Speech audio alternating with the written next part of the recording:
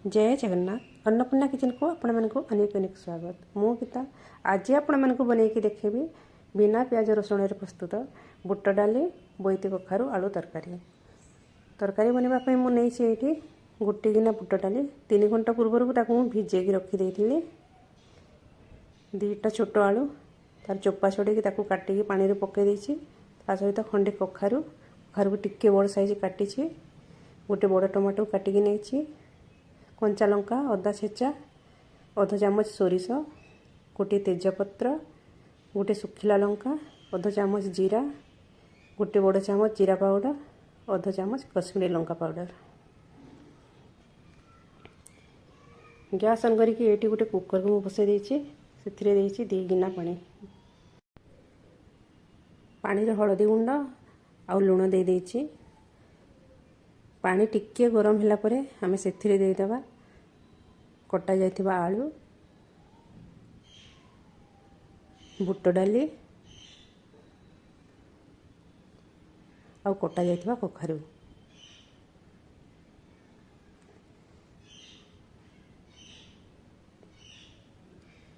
दुई रु 3टा विसिल आसिरा परे सबुतक परिवा सहित बुट डाली भल भाव सिझी जीव।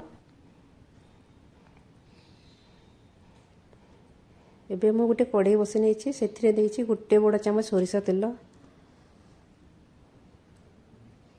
तेल गरम हो सारा पर आम देवा प्रथमे तेजपत्र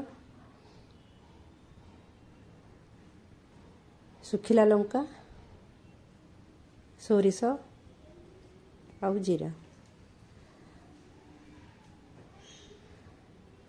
तापर आम देवा छेचा जाइथिबा कंचा लंका आउ अदा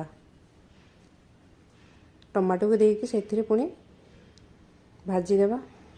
तापर से देवा आम कश्मीरी लंका गुंड आउ जीरा गुंड।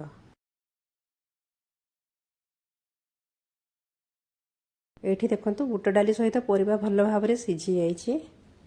एबे आमे सबुतक परिबा सिझा और बुट डाली को भजा जाइथिबा मसला और टमाटो सहित मिसई देकी ताकू गोले दवा।